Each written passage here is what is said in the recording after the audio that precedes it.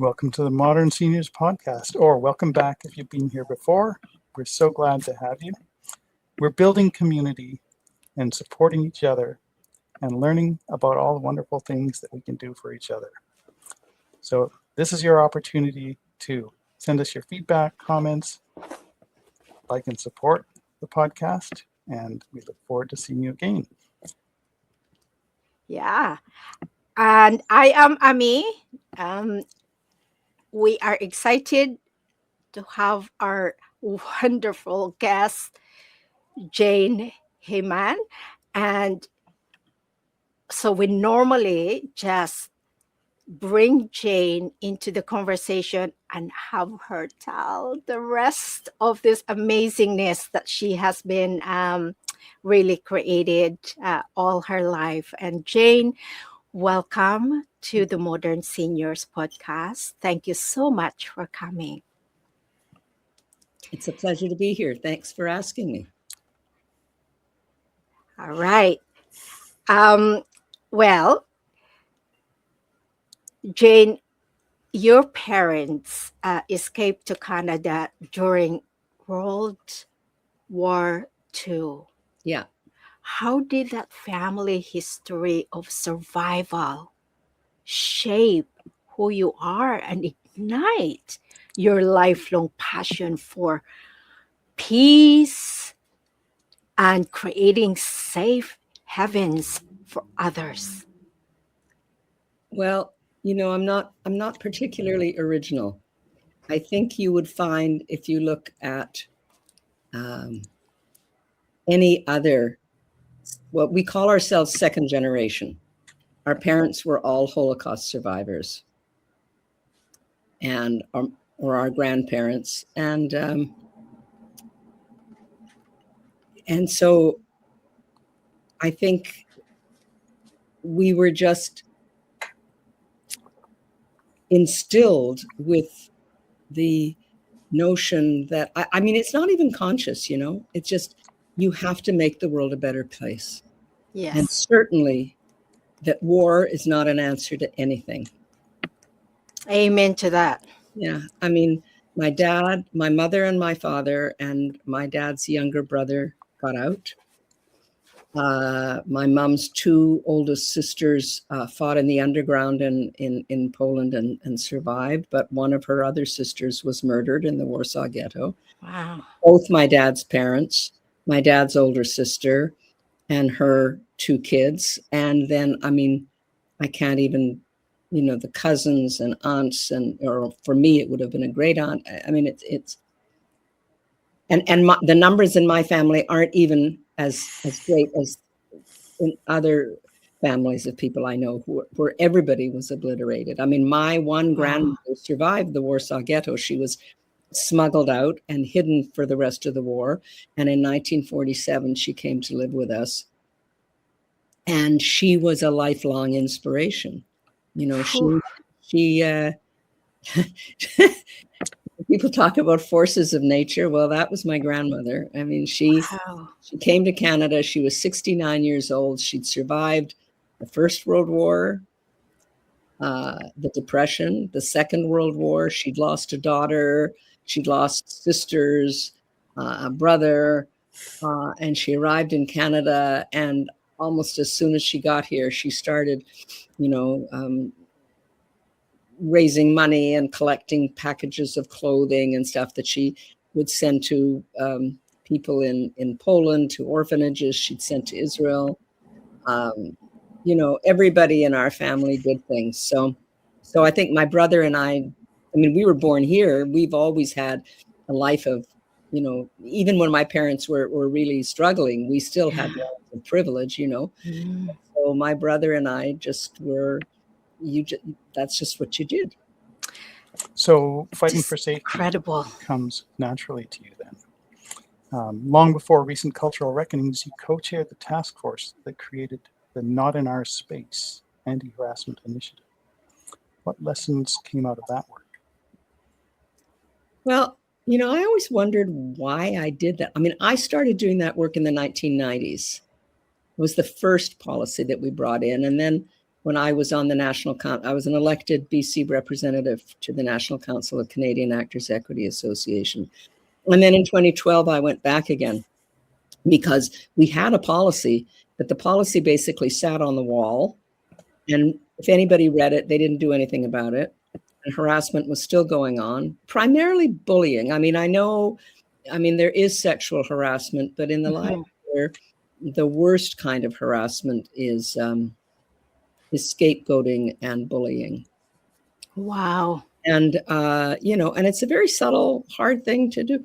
Anyway, I got back in 2012 and with groups, a lot of people in the profession, we started to tackle the question of how do we make this a policy that people will actually follow. And that out of that came the Not in Our Space project, commitment from both the theaters and the artists to say, we are going to create rehearsal spaces, performance spaces that are where people can feel safe and take where the risks that you take are artistic risks and not personal risks, Yeah. And, it's tough. I realized years later that one of the reasons I started doing this, I mean, it wasn't conscious at all when I started, but I was definitely bullied when I was in theater school. And I also experienced not sexual harassment, but bullying, name calling, that sort of thing.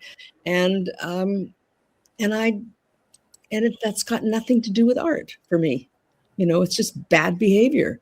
So I started to work on it. And I'm very fortunate that the staff at Canadian Actors Equity was fully on board, that the Equity Council, that my colleagues were fully on board, and we're still doing the work. What we're doing now was one of the things over time, the big learning we've had, since that's what your actual question was, is that people who have been treated badly will then turn around and treat others badly unless you do something to actively break the chain, unless you teach them a different way. And this is actually, Jane, really huge and so beneficial and impactful, your work addressing the bullying though, or harassment, because even in the workplace now, people are more conscious about this kind of behaviors. And so if I can, hearing your story now, I think every individuals in the workplace, if they would relate to or follow through what you have done in the past, they should really send you a thank you note, because you are a catalyst, a change makers for it's not just me. I mean, with a team of people, I'm learning a lot from people younger than I mean, one of the things that we've done is we're recommending that before at the first day of rehearsal, before you've started work together, sit down and create something, a room agreement. You can call it whatever you want. Take a half an hour, take an hour, talk about how do you want to be worked with? What do you need in order to be able to do the work? And all kinds of pushback. Oh, we don't have time. We don't have time. But the point is that if you take that half hour or hour to figure out what you're going to do, if there's a disagreement, for instance, what your values are, in that half hour or hour, this group of, many of them strangers who come together to create a play, learn about each other, and you already start to build trust. So at the end of that hour, when you've arrived at something that you can believe in and that you can commit to together, you start doing the work at a much deeper place, and the work goes much further. And if you take a moment or two at the beginning of the day and a moment or two at the end of the day, just to check in to see how the ensemble is doing, frees people up to do their best work. And I think something similar ought to work in, almost any workplace. So those are the kinds of things that I've learned, that you can do simple, proactive things that break the chain of learned negative behavior. And what we're starting to do now that I'm really excited about, and what I'm most excited about, is that I was one of the people who had the idea, but I'm not the person who's driving this. It's a much younger woman than I am who's on Equity Council, who's just got a bee in her bonnet, and she's going to make this happen. We decided that the people who are in the leadership positions in the rehearsal room, the directors, the choreographers, the stage managers, needed more tools to be able to do this kind of work. I mean, to some people, it just comes naturally, but to other people, it doesn't. And they may have been trained, but mainly you get trained in the art part. You don't get trained in leadership. And honestly, very few people get trained in leadership. Look at our politicians. They learn how to run, they learn how to run for office, and they're successful at that, and they get elected. But then they get in positions of power, and they don't know what to do with it. Oh, so true. Two different skill sets, and we don't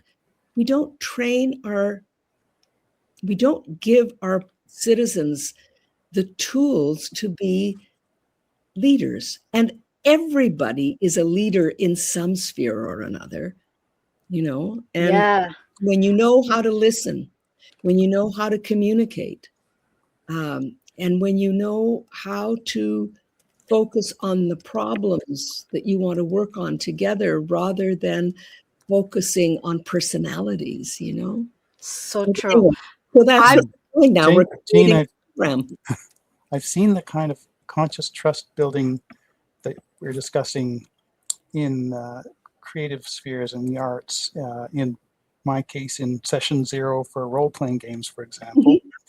But I haven't seen it in other contexts, and I'm intrigued that you mentioned that this could work in other places.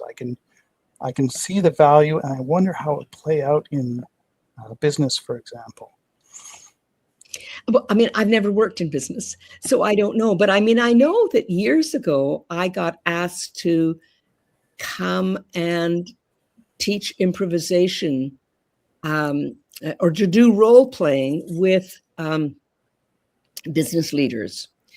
And I was terrible at it because what I did was I had to teach them how to improvise, right? They know how to.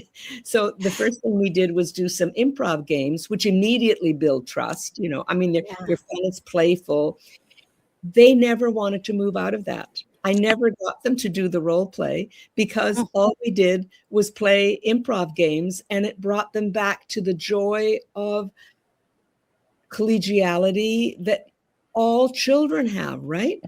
If we learned more from children, it's like we think we've got all the answers because we're the older ones, blah, blah, blah. But really the children are the teachers. And I don't know whether you have kids. I have a daughter, and nobody ever told me that I was going to learn more from her than she would ever learn from me.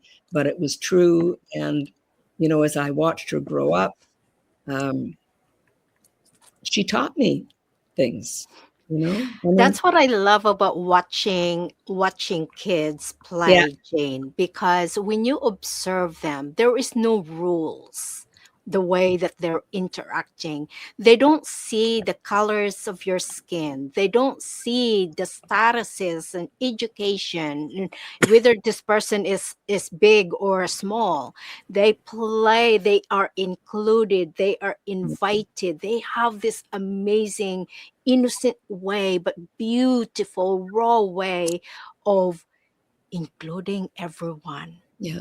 I mean, they have to learn how to negotiate. There are of course, but really, children, for the most part, if they're not been damaged in some way, assume goodwill. As we get older, many of us lose that capacity. And I think that's at the root of so much, I'm being simplistic about it, but just a simple thing like this would be something you'd put in a room agreement, for instance. Assume goodwill. Don't assume that somebody wants to get in your way. Assume they're doing their best. Assume goodwill. No, what you just said actually hurt my feelings, but I don't think you meant to do that. Can we talk about this, So.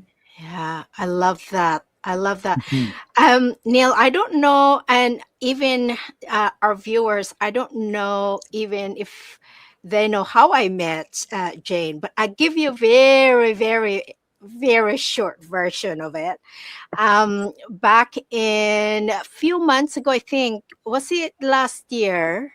No, this is February. February, City View Church had a storytelling night, and Jane came to tell her story, and I was so captivated. And that was the time when you and I were still, or I was still trying to figure out what podcasting is. Anyway, I was just so captivated with Jane's story, and I thought, her story is so beautiful, and I wonder if there is a way we can actually engage more and have Jane tell the rest of her life story. So she agreed to come, and so here we are. And Jane, just watching and reading a little bit more about you, Jane. Wow, the accomplishment that you have, a recognition you have received, it's, I don't know if we can actually talk more about that here, and still we don't have time to cover. And you have been you have received an Order of Canada. You have created or started the studio, and you No. I'm sorry, I have to correct you. I taught there for 20 years. you taught, I was okay. the associate director, but a visionary 60 years ago or so named Anthony Holland started the program, and then he was followed by my dear friend and colleague Catherine Shaw, who's somebody else you should talk to. She's had a great life. She ran that program more than 35 years. Ooh. I was her associate for 20 of them before I decided to move on and see what else I could do in my life. But so I was really fortunate. It was and it is a splendid professional theater training program. The students are inspirational. The people who teach there are really terrific. And I mean, I was just so lucky to get the opportunity to work there. It was not a career choice. It happened. It wasn't like that was what I had set for my goal. And in fact, it's lovely to hear what you're saying, but my entire life is an accident.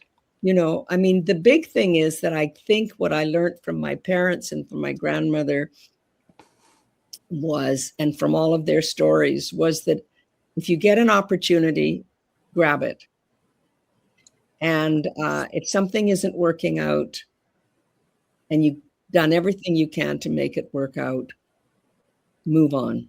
I learned that one from my dad. Can I tell you this story? Oh, yes, Yes. please. So these are two occasions in my life, and I think this is the biggest gift that my father ever gave me.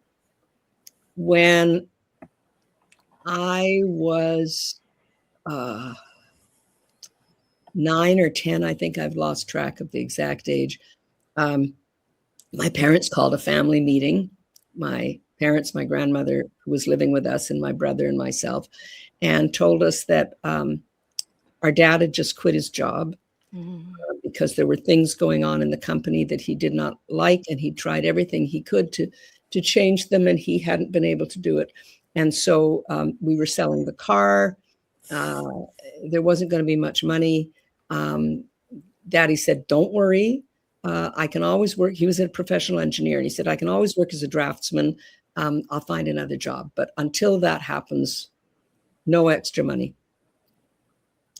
And I don't know. I honestly don't know how long that lasted for. But I mean, he did get another job and everything, and we went back to normal.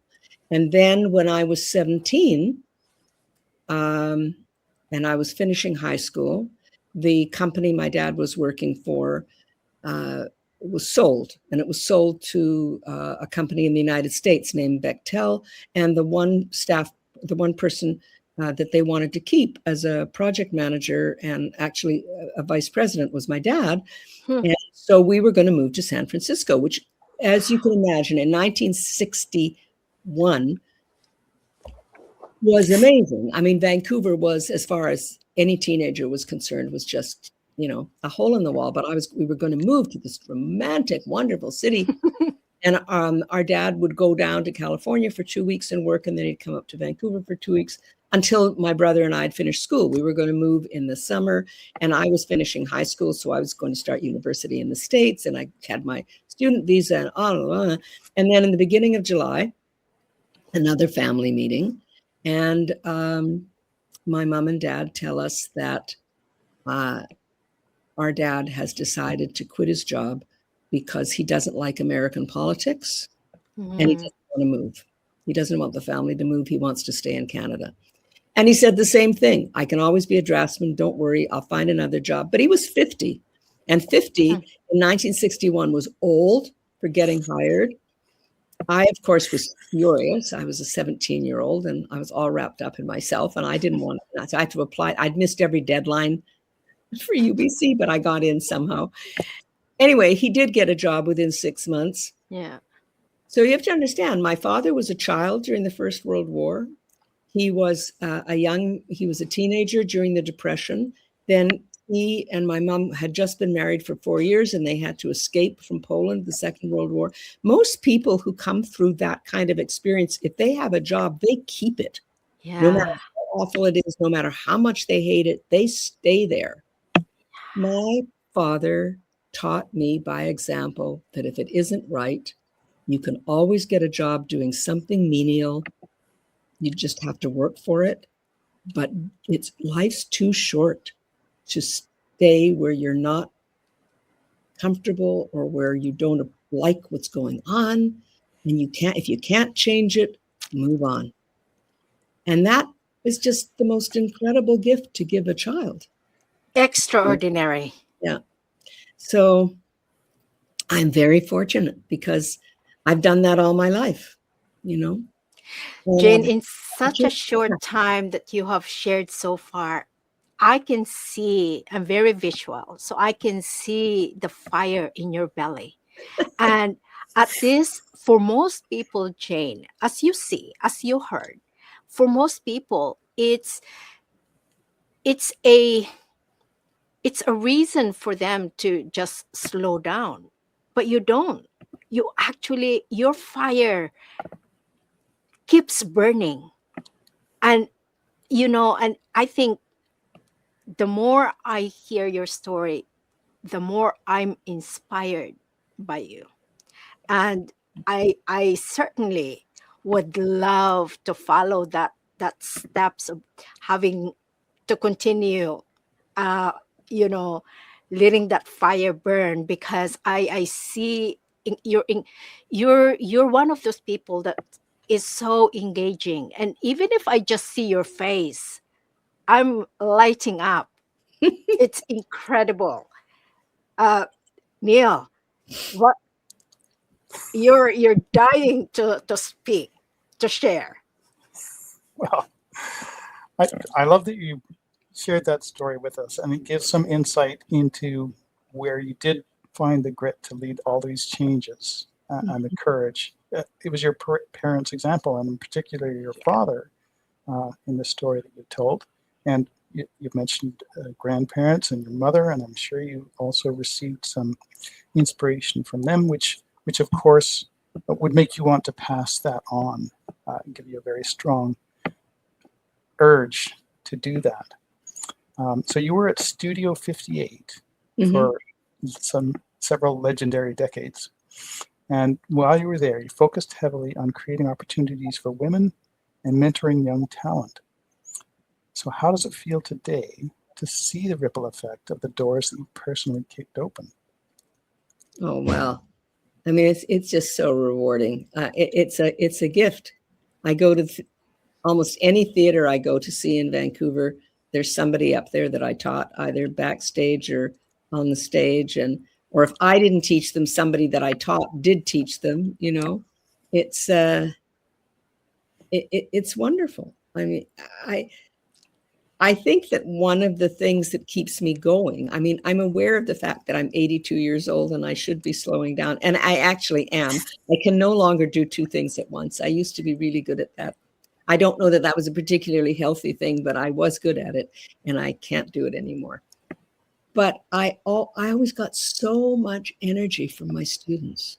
Yeah. And the things like I would ask, sometimes I would get my students to do things. I think, I don't think I could have done that when I was their age. So, I mean, that's another thing that maybe it's one of the things that keeps me going is that we live in a society that is so stratified, that is so siloed. I don't know whether it's always been like that, but it sure is now. Yeah. And I gain so much from knowing people from other cultures, from knowing young people, from having friends at all generations. I mean, I still have a few friends who are older than I am, who are total inspirations for me, women in their 90s. And both my husband had several relatives who lived to be over 100 years old, and their bodies were failing, but their minds were there. Yeah. And there was one wonderful woman who was a friend of my parents and my grandmother, whom I lost touch with for decades, but who reached out to me when she was in her 80s. She read about me somewhere and she sent me a note. And she lived to be 105, and she was maybe only 102. She was the first. She was a real pioneer. She was the first extension librarian for the Vancouver Public Library. And her curiosity right up to the very end of her life was incredible. I mean, her eyesight was going. She loved reading, and towards the end, she couldn't read anymore. So she started listening to audiobooks. Friends would come over and read to her. And whenever I went to visit her, she had just a roster of questions and things she wanted to know about. And I thought that's what keeps people going, and so that's what I want for my old age.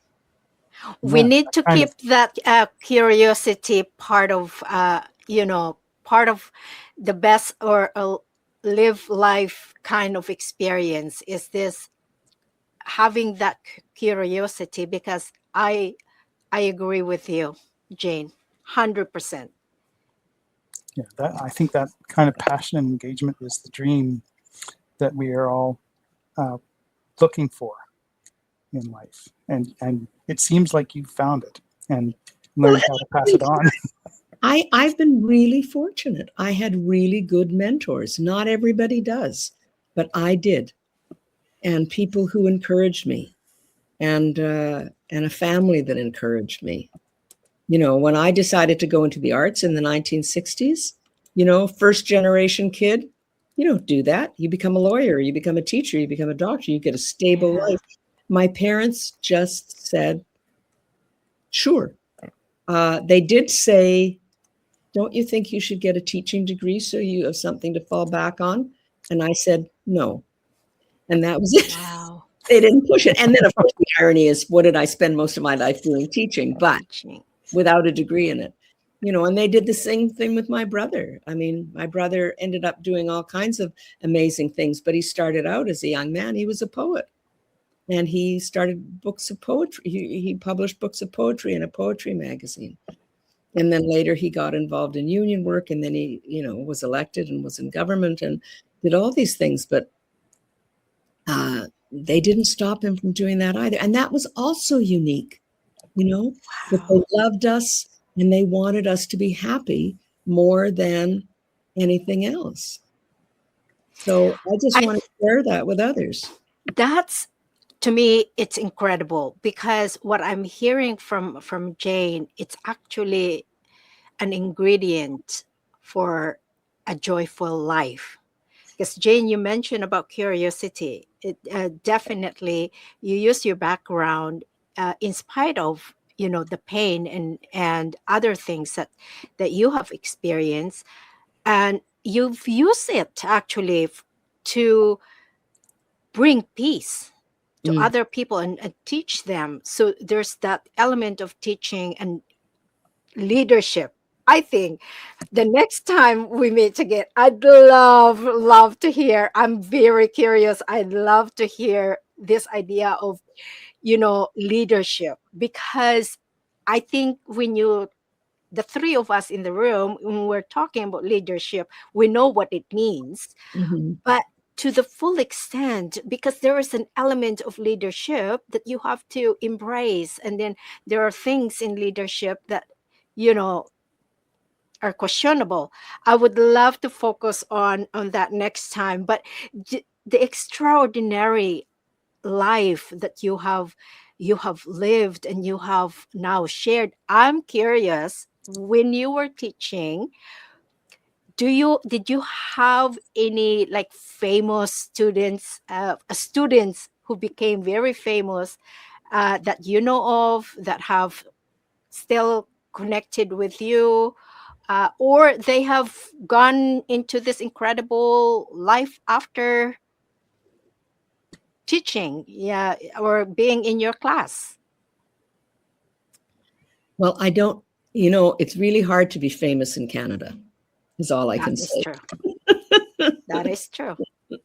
But I mean, the first Indigenous artistic director of the Indigenous Theatre uh, at the National Arts Centre in Ottawa is a graduate of Studio 58.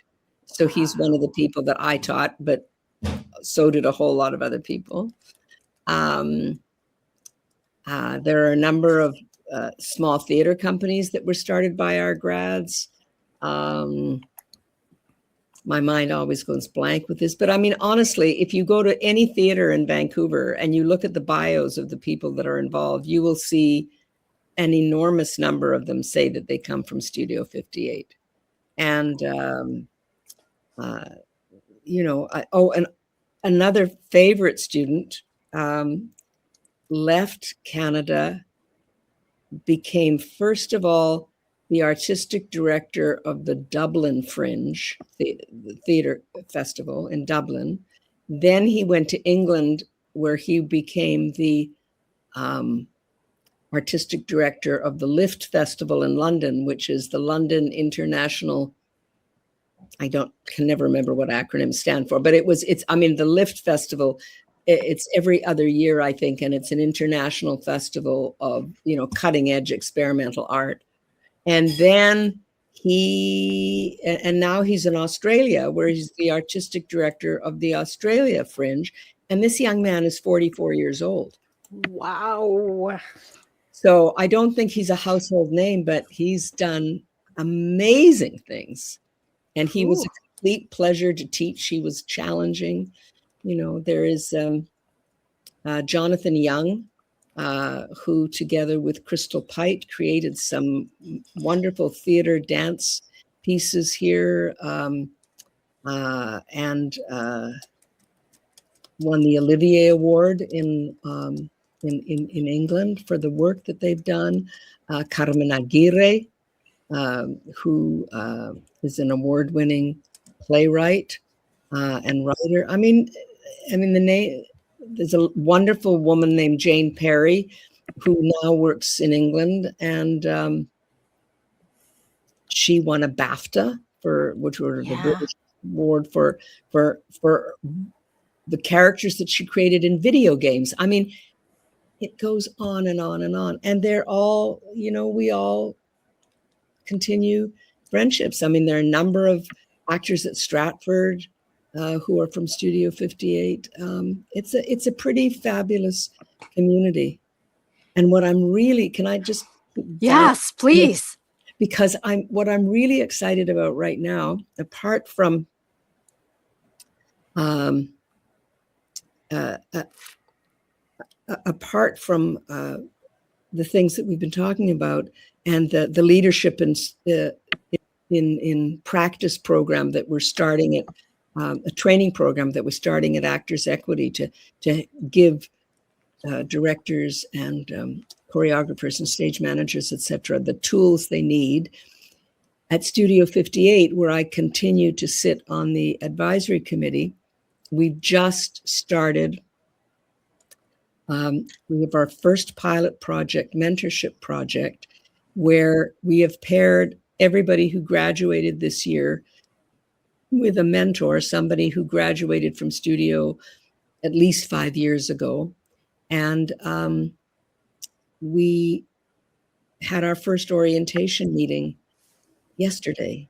The program That's huge. yeah, Congratulations. the program is being administered by Kenji Maeda and Michelle Cutler at the Greater Vancouver Professional Theatre Alliance. So we're incredibly lucky to have them doing, the nuts and bolts of making it happen. But watching these young people come together and hearing the mentors talk about what they want to share, and hearing what the people who just graduated hope to achieve by going through building this mentorship program, it's great. It's really, it's thrilling to watch. So I hope we managed to keep it going. Took a long time to get it started, and but it's that sort of stuff. I'm telling you, just listening to you, I'm very excited because the reason why that this is a very important piece of work for Studio 58, Jane, because when I was actually early in my career, I worked for a nonprofit, and I actually set up exactly that mentorship where the newcomers are being paired with the seasoned and people who actually have lived here longer. Mhm. And the immense work is so rewarding. And on the other hand, Neil, I think you're part of that too. I recruited you, I think, in that work, and the incredible just learning and being journeying life together is tremendous because both are mentoring each other. Oh, absolutely. Mhm. Absolutely. I mean, we talked about that yesterday, actually. It's not the notion that the mentor has all the answers and the mentee That's right. doesn't. You both have experiences that you share. But we were so aware of the fact that the program, I mean, it's a 3-year program.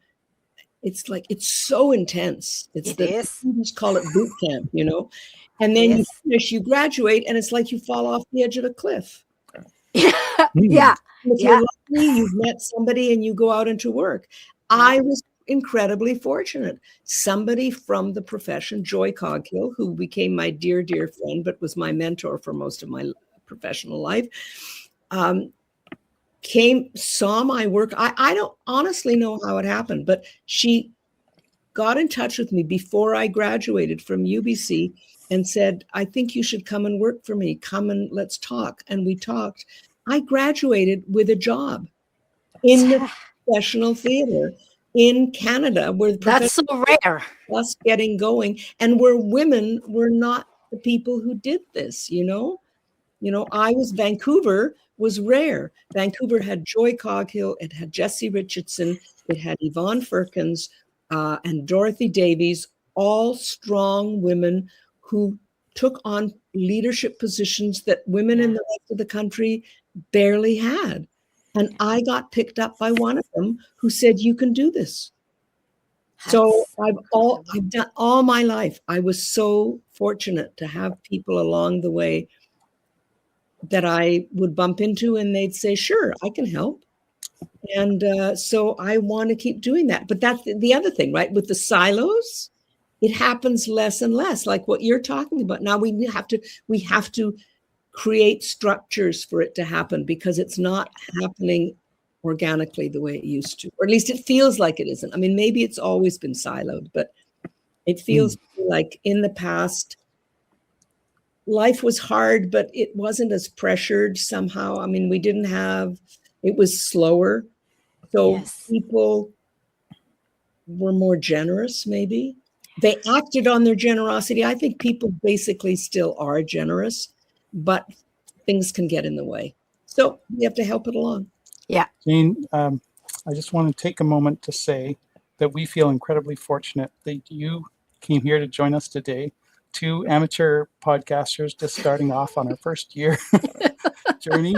And I just want to say to our audience, if you enjoy hearing what Jane is having to say, and if you can think of anyone else that you would like to hear, or if you have any questions for Jane, please feel free to drop us a line.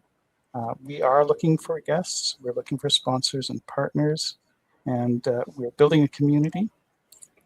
This is just another step in that journey, and it's a fantastic step. Wonderful to hear these stories and these inspiring examples, and some really good questions that you're raising about what's happening today, and how does it compare to what used to be the situation in the past, and what role does luck play in all of these things that happen to us. Yeah. I feel like we're incredibly lucky to have you with us here today, and I want to invite our audience to join in that good fortune. Yes, Jump on. absolutely. Yeah. And you mentioned, Jane, about joy, and with that relationship, and this is what I love about, you mentioned actually earlier about accidental, but I think it's all pre-designed, and and all of this, you're meant to be working with joy, and consequently you and Joy and maybe other people then co-founded a very important work. It's called PAL. Tell us a little bit more about that, please, Jane. And what does it stand for? What does that stand for? PAL stands for Performing Arts Lodges.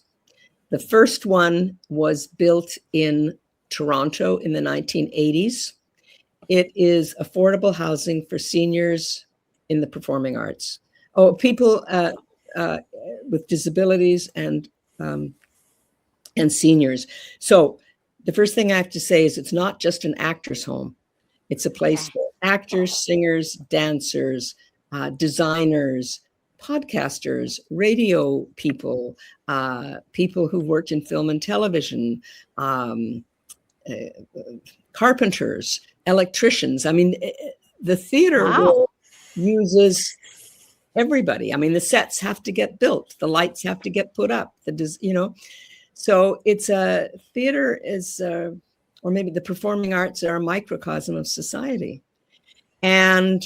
But one of the realities of it in Canada, at least, is that it doesn't pay very well.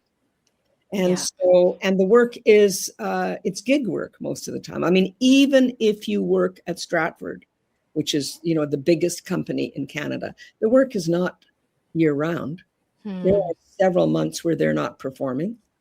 So, the people that work for the company, the publicist, the artistic director, the general manager, they have a full-time job, but there are not that many theaters in Canada. I mean, there's just not that many jobs. So most of the people, they're professionals, they're highly trained, they continue to take, to study while they're working to improve their skills, et cetera, et cetera. And at the end of their day, they don't have very much left to live on. So we knew, and certainly in Toronto, they knew of all sorts of very gifted, household names in Canada, which is maybe an oxymoron, that, we're now couch surfing or living in basements that they didn't, it's got nothing to do with, oh, well, you wasted your life. No, you didn't.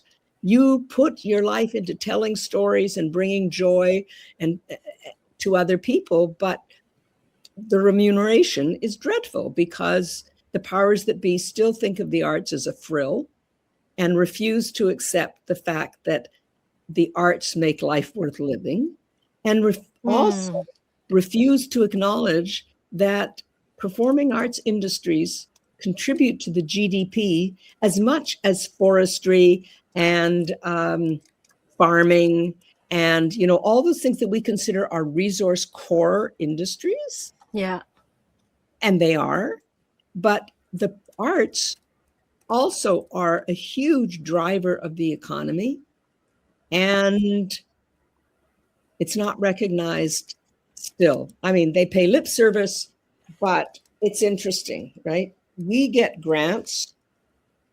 They get subsidies, do they? They get investments, right?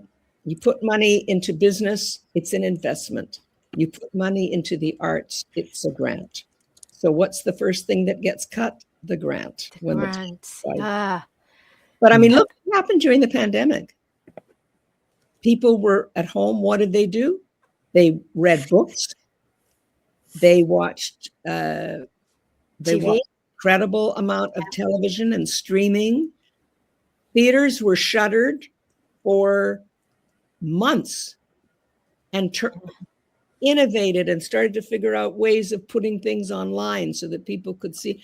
People were desperately hungry for connection, and we connected through the arts. Anyway, well, we need to encourage, especially our government, to support and create a funding source that is meant to supporting the artists. You bet. So anyway, that's why PAL was created, because the need was there.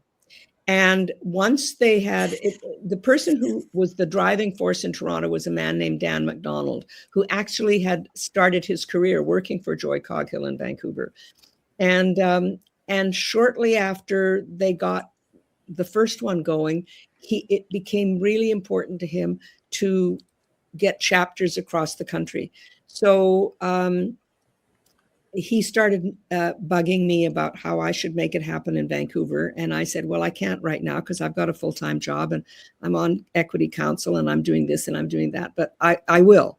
So eventually I went, okay, if I'm going to do this, I have to quit Equity Council. I can't do all of it, because I also had a teenager in my life at that point. And though my husband and I shared all the work, we still have to share it.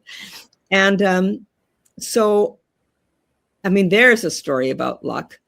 So the 23rd of April of 2001, which I didn't even realize for at least 2 years, was Shakespeare's birthday. That was the date we picked to have our first community meeting, where we typed out things and stuck them up on bulletin boards and said, do you want to do this in Vancouver?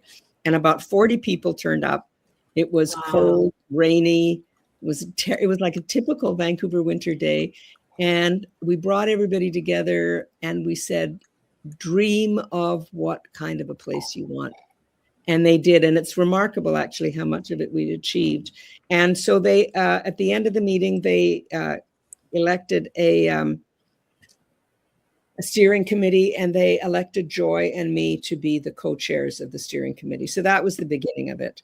And then we heard that, we heard that there was a social housing site, that the city of Vancouver had put out a request for proposals for social housing site in Cole Harbour. And at that point, we were a board of directors and everything else was, a couple of cardboard boxes that we moved around from place to place to place. So we thought, well, let's apply for it. We won't get it, of course, but it'll be very good practice for the next time.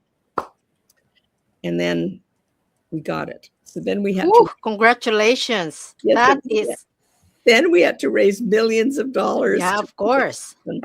But the city was a huge help. So many people helped, and so on last Monday, I was invited down to PAL to join the residents who were celebrating 20 years since the first people moved in. I mean, it makes no sense to me that 20 years has passed, 25 years since the first meeting, but 20 years people have been living there. And I mean, we lucked out in so many ways. We got a social, a housing association that helped us with all the, people whose business it was to build housing. I mean, we were just a group of artists. We knew what we wanted to achieve, but we didn't know how to do it. And they helped us. The city helped us. I mean, there's no time to list all the people who participated, but and there's this wonderful, vibrant community that lives down there. And for anybody who doesn't know, it's right across from the Bay Shore. And there's a theater on top. What is it called? What is it called? The theater? Yeah. It's the PAL Theater, the Performing Arts Lodge Theater. It's on the 8th floor of the PAL building at 581 Cardero. And there's a company called Western Gold, whose remit is to do productions that feature senior artists. They've got a lovely play down there right now. It's called, I've forgotten it. I lose nouns. It's called Saltwater Moon by David Fitch. And it runs until the end of this week. My daughter and I went to see it last night. It's lovely. Look for it. Western Gold Theater, Saltwater Moon. It's a totally delightful play. And there you are on the 8th floor with a beautiful rooftop garden and a lovely, small, intimate theater. And below you, 6 floors of housing for seniors and a daycare, which we all wanted there to be a daycare, but we had nothing to do with it. It was part of the city's plan for the social housing, is that there should also be a daycare. So there are grandparents living in the building and children on the 2nd floor. It's lovely. I think I know exactly where this is. Spreading? Is this something that, is this an idea that is spreading? Have other people and other communities adopted? PAL Vancouver also just opened last year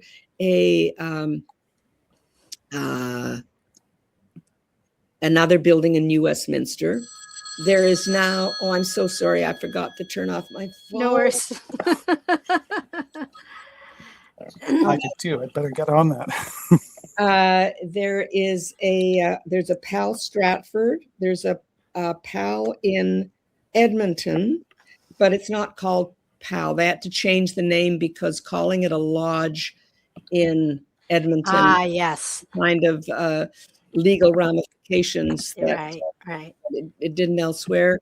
Yeah. I think there's one in Cal. Yeah, absolutely. I mean, there's PAL Canada, which is the umbrella organization that all these chapters belong to, and they are supporting other places that want to think. There's a group in Nova Scotia. There's a group in Ottawa that are trying to make it happen. But there are 4 buildings across the country. We are, Jane. We felt, I can speak for myself, I felt like we just scratched the surface, and you have so much more to share to the world. We have not even touched your life story today. You are actually taking courses and all of these amazing things. So Jane, I am just going to ask you this. We ask everybody, our guests. Jane, would you like to come back again and share? Yes, thank you so much, and share your story with us. Who doesn't like the opportunity to talk? Huh? I felt like, oh my word, let's get going. But I think that we wanted to certainly invite our guests again, and thanking them to you participated in this conversation, and you're probably holding on to your seat and tons of questions. And I made some notes as well. I felt like we if you are enjoying this and you have an idea on what you wanted to hear from Jane next, please share it with us. We read your comments, and I have one last question, because this is actually bring us to a close, and that is, um, inside this relentless fire in you, Jane, that we just heard and watch and experience and drink up. You've also received the Order of Canada, yet your activism hasn't really slowed down, from local housing to supporting peace in the Middle East. What is your secret to keeping that relentless fire for change alive after all these years?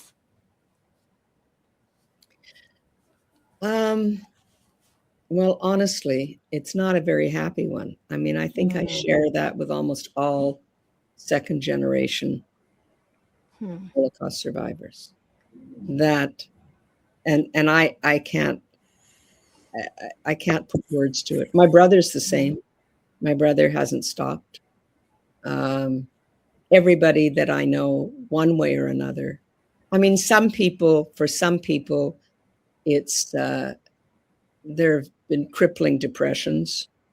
And again, I'm fortunate that did not. It's not that I don't get depressed, but I'm not crippled by it. I don't have clinical depression. But I think that's it. I think, we were born knowing in some deep place that we had to replace thousands of people who were needlessly murdered, and that has not changed in the world, No. And so I think, whatever little bit I can do. I mean, it's not huge, but I mean, look at people like Stephen Lewis. I mean, there are. I could just name endless people. His wife, Michelle Landsberg. I mean, she's barely stopped. And they're older than I. And I think that's it. I think that we can't stop because others in our family were stopped. And that sounds kind of trite, but I think that's it, because it's not anything I ever consciously think about. It's not. Nobody was more surprised than I was when I got the Order of Canada. I mean, that was like, what? You don't set out, with that as a goal. You see something that needs doing, and eventually you do it. And so, Dr. Robert Krell, who is an amazing psychiatrist who was a child survivor of the Holocaust, who has helped countless survivors and children, and me. And again, I have such privilege. I live in a country where I could get that kind of help. Yeah. And where the past stopped, imprisoning me and set me free instead to do things. So I think that's it. And I'm just constantly, and even more so, the older I get, the more conscious I am of how privileged I am, and therefore I have to share it. Jane, it sounds like you are fighting the good fight. Yeah. And where can people find out more, and how can people support you in this? I think, well, if you want to support PAL Vancouver, it's Performing Arts Lodges. I think it's palvancouver.org online, and they can always use help. But I think the main thing is look around your life and see what needs help. We all can see things, and I think the big deal is because people say, oh, well, you could do it because blah, blah, blah, blah, blah. It's not true. I'm ordinary. I just want to help. And so I start talking about what I want to do. And people join up. And then they have an idea. And then you say yes. I'll tell you something. I was one of the weird things that happened after PAL Vancouver opened was that for a few years, I started getting invitations to sit on panels of people who were talking about housing.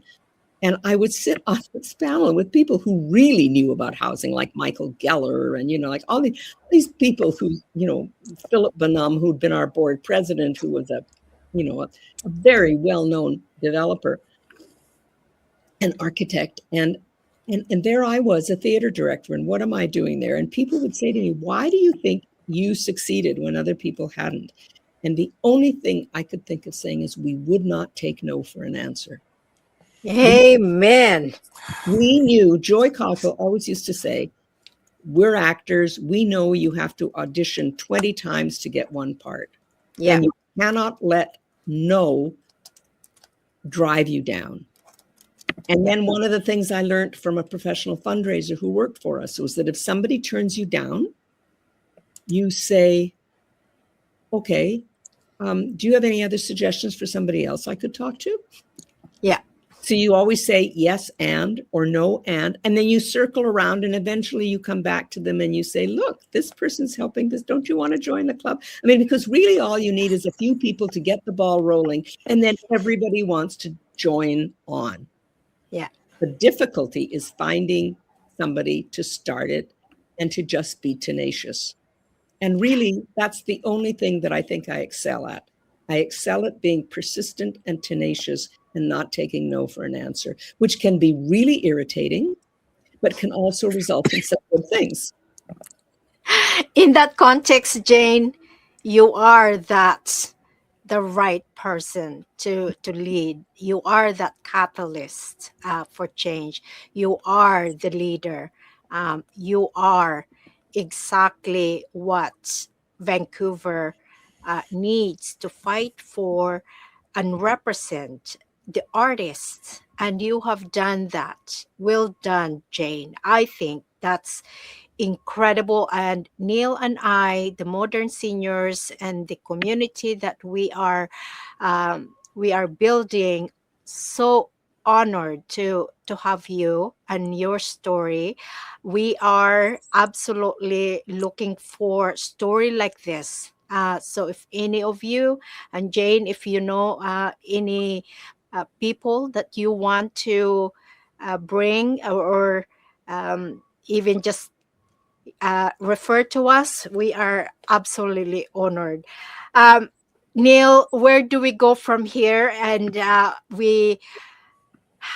I honestly, I don't want to stop because I feel like the story that Jane tell us is like it's almost there, but I don't want to stop. But we know have to stop and have a part two. I know. I'm looking at the timer and saying, "Wow, it's an hour already. How have we taken up so much time?" But it's just flown by, and I really look forward to having you back again, Jane, and possibly with another guest or by yourself again. This has been terrific. Thank you so much for joining us. Well, thank you. It was a real treat. Good luck with this. Thank you, Jane. And for, again, we are so grateful for your time with us, Jane, your generosity. Look, here's my one piece. The fight for whatever causes that you, Jane, I, and Neil care about, it's not meant to be fought in silos. Mm-hmm. It means for us to come together, because if we come together and fight for that cause, it becomes lighter. But if we fight it alone, it's heavy. Yeah. I know, because I started a nonprofit that actually fight or address loneliness and social isolation. And thankfully, I have amazing team. And I know when I started this, I felt heavy because I was carrying it alone.